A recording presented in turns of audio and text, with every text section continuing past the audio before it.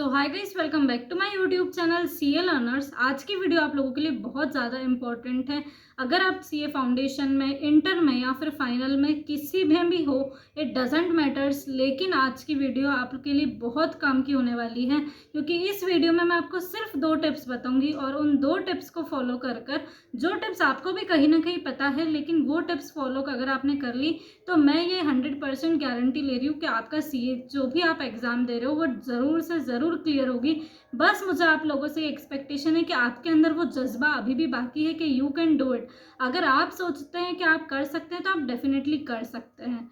तो स्टार्ट करने से पहले अपनी दोनों टिप्स को मैं आपको एक छोटा सा एग्जाम्पल देना चाहती हूँ।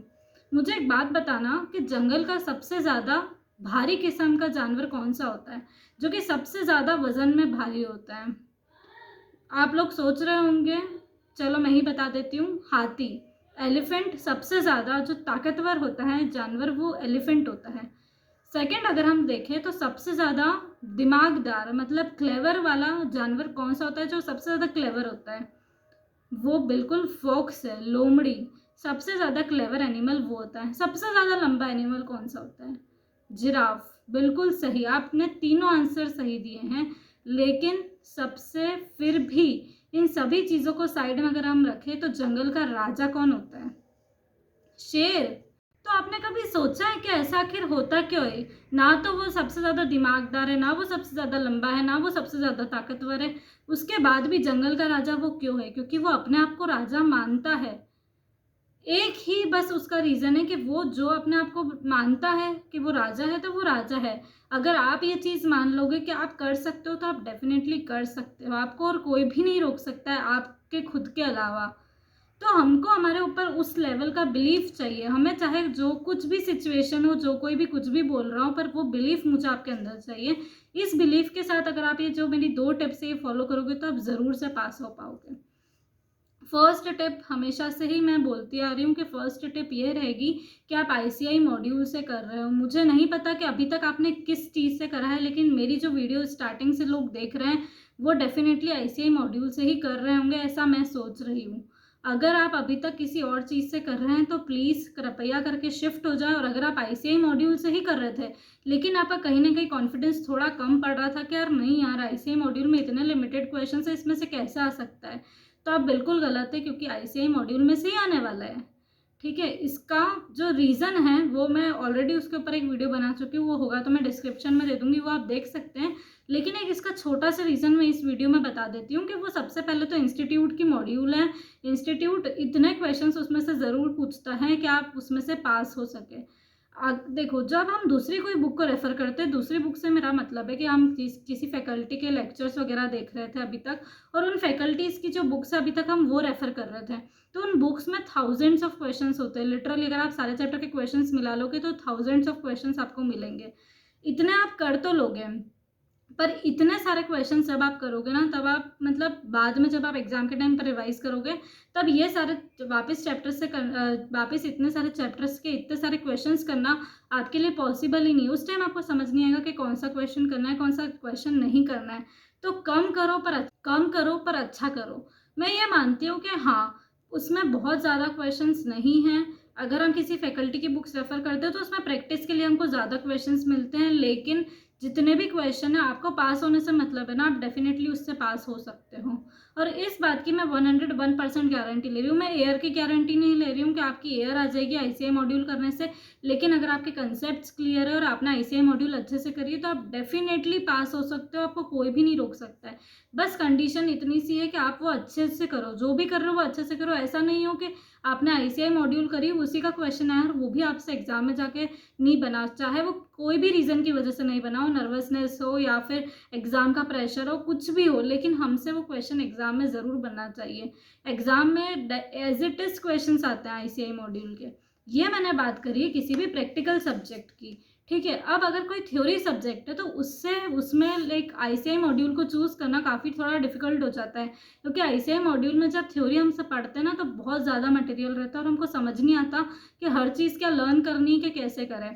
तो मैं ये जो बात है आईसीआई मॉड्यूल की, ये सिर्फ प्रैक्टिकल सब्जेक्ट के लिए बोल रही हूँ। थ्योरी सब्जेक्ट के लिए आप किसी भी फैकल्टी के जो नोट्स वगैरह है वो रेफ़र कर सकते हो। अगर आपको वो नहीं करने तो फिर definitely ICI module is a good solution.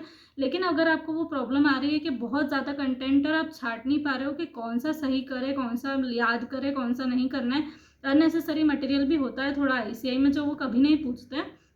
उसके लिए आप क्या करो कि दूसरी फैकल्टी की नोट्स रेफ़र कर सकते हो। और अगर आपको लाइक पता करना है कि कौन से फैकल्टी के नोट्स सबसे अच्छे होते हैं, तो मैंने जिससे पढ़ा था उसके ऊपर मैंने वीडियो बना रखी है, तो वो मैं डिस्क्रिप्शन में दे दूँगी, आप चेक कर लेना। और अगर आप किसी और फैकल्टी को रेफ़र करना चाहते हो उसके अलावा, तो आप वो भी कर सकते हो डेफ़िनेटली। तो नोट्स के उनके नोट्स से आप पढ़ सकते हो। और फिर आप क्या करना, आईसीआई मॉड्यूल के जितने भी क्वेश्चंस होते हैं, चाहे वो पीछे क्वेश्चंस हो, बीच में हो क्वेश्चंस, वो सब आप जो है एक बार देख लेना। एक बात मैं आपको कहना चाहूँगी कि आईसीआई बुक में थ्योरी सब्जेक्ट्स में अगर बीच में कोई एग्जाम्पल वगैरह या फिर इलस्ट्रेशंस वगैरह होते हैं ना आईसीआई के, वो ज़रूर से देख लेना।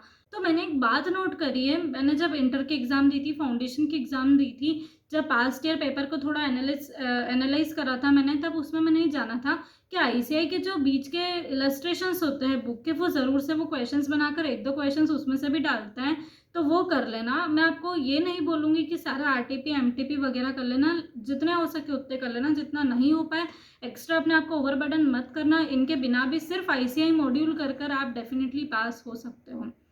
सेकेंड टिप में मैं आपको ये बताना चाहती हूँ कि एग्ज़ाम में लर्न करके हर कोई बंदा जाता है, लेकिन वहाँ पर सबसे अच्छी तरीके से जो प्रेजेंट करता है, सबसे अच्छे तरीके से जो लिखता है, मार्क्स उसी को मिलते हैं। बहुत सी बार हमारे लिखने की तरीके से हमारा जो गलत आंसर रहता है, उसको भी एग्जामिनर खुश होकर हमारे आंसर से हमको उसमें भी कहीं ना कहीं मार्क्स मिल जाते हैं।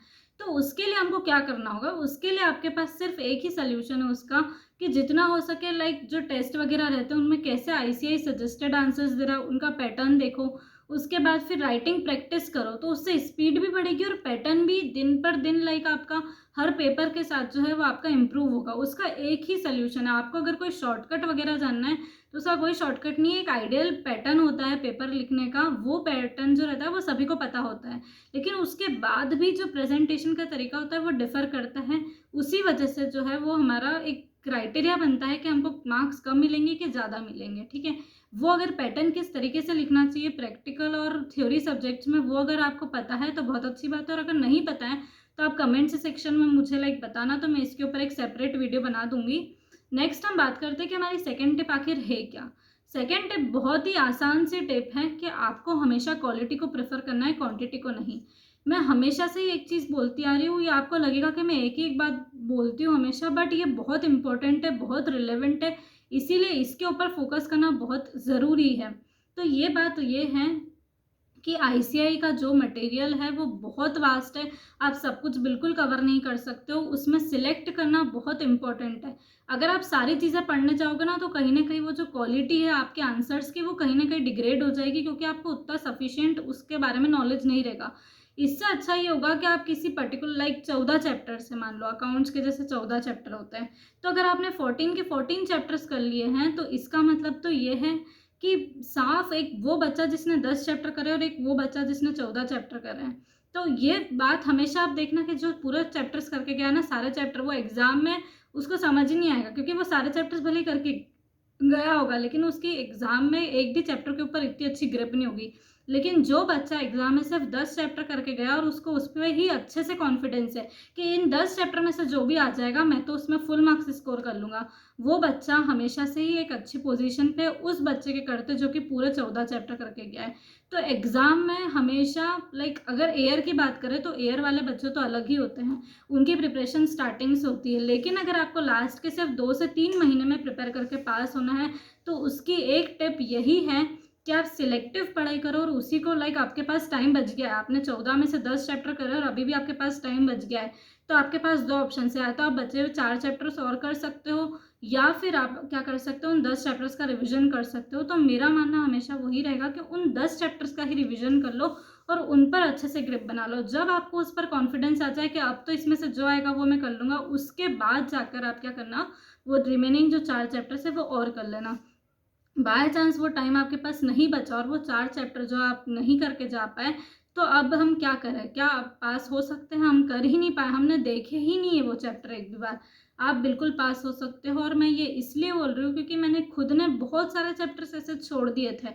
बट आप इतना मेक श्योर कर लेना कि आप जितना करके गए वो पूरे कोर्स का 70 to 80% ऑफ कोर्स कवर हो रहा है। 10 से 20% कोर्स अगर ऐसा भी रहा कि आपने बिल्कुल देखा ही नहीं था वो कोर्स, तो भी कोई बात नहीं, लेकिन वो जो बचा हुआ 70-80% कोर्स जो आप करके गए वो बहुत अच्छे से होना चाहिए। इस सेकेंड टिप को हम यहाँ पर ही एंड करेंगे। उससे पहले मैं एक छोटा सा एग्जाम्पल आप लोगों को दे दूँ कि राइटिंग प्रैक्टिस, जो प्रैक्टिकल सब्जेक्ट्स की राइटिंग प्रैक्टिस आखिर क्यों ज़रूरी है। एक बात बता देती हूँ आपको, एड में मैंने देखा था। तो ये जो सीन है ये एयरपोर्ट का होता है। तो यहाँ पर ऐसा होता है कि जो फ्लाइट है वो आधे घंटे लेट हो जाती है और सारे जो पैसेंजर्स हैं वो वेट कर रहे होते हैं। तो आपस में लाइक जो पायलट्स वगैरह होते हैं उनकी थोड़ी डिस्कशन होती है कि यार जो प्लेन है वो तो आधे घंटा लेट हो गया, आप क्या करें। तो एक पायलट जो रहता है वो क्या सजेस्ट करता है दूसरे पायलट को कि तू बोल दे कि प्लेन आधा घंटा लेट हो गया है। तो वो पायलट थोड़ा सा दिमाग लगाता है और वो अनाउंसमेंट कर देता है कि फ़्लाइट जो है वो 3 से 4 घंटे लेट हो चुकी है। तो सारे पैसेंजर्स आपस में बात करने लग जाते हैं कि यार फ्लाइट जो है वो 3 से 4 घंटे लेट हो गई। अरे यार क्या, कैसे का काम है इनके, और वो सब ऐसे थोड़े चर्चा करने लग जाते हैं। उसके 5 से 10 मिनट बाद वो वापस पायलट जो है वो अनाउंसमेंट करता है कि सभी के लिए गुड न्यूज़ है, और जब फ्लाइट है वो सिर्फ वो रिपेयर हो चुकी है, सारी जो भी मिस्टेक वगैरह थी वो सब सही हो गई है, नॉर्मल हो गई सिचुएशन। हमको थोड़ा सा रिकवरी का टाइम चाहिए। सो फ्लाइट जो है वो 20 से 25 मिनट के अंदर जो है उड़ान करेगी। तो सारे पैसेंजर्स वापस खुश हो जाते हैं कि वायर मतलब सही हो गया, यहाँ पे तो ज़्यादा ऐसा कुछ है नहीं। तो ये इससे मैं आपको बस इतनी सी बात बोलना चाहूँगी। चलो एक और एग्जाम्पल दे देते हैं, थोड़ी सी वीडियो लंबी हो जाएगी बट बहुत ज़रूरी है।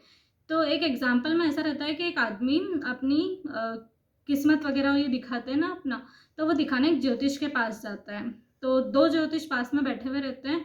तो वो जब फर्स्ट ज्योतिष के पास जाता है तो वो बोलता है फर्स्ट ज्योतिष उसको कि तुम्हारे परिवार वालों की जो चिता है वो तुम्हारे सामने उड़ जाएगी और तुम सबका मरता हुआ मुंह देखोगे, लाइक ऐसा। तो वो उसको बोल देता है, तो वो उससे बहुत निराश हो जाता है। जब वो सेकंड ज्योतिष के पास जाता है तो वो ज्योतिष उसको बोलता है कि तुम्हारी उम्र बहुत लंबी होगी। अब एक बात आप यहाँ पे देखो कि दोनों ने कहीं ना कहीं सेम चीज़ बोली है, ठीक है। उसने क्या बोला कि तुम्हारी उम्र सबसे ज़्यादा होगी, और उसने बोला सेम कि तुम्हारे सामने तुम्हारे घर वाले जो है वो मर जाएंगे। बात कहीं ना कहीं वही थी, पर उसको बोलने का तरीका अलग था। तो उससे ये बात कितना अलग इम्पेक्ट कर रही है, ठीक है।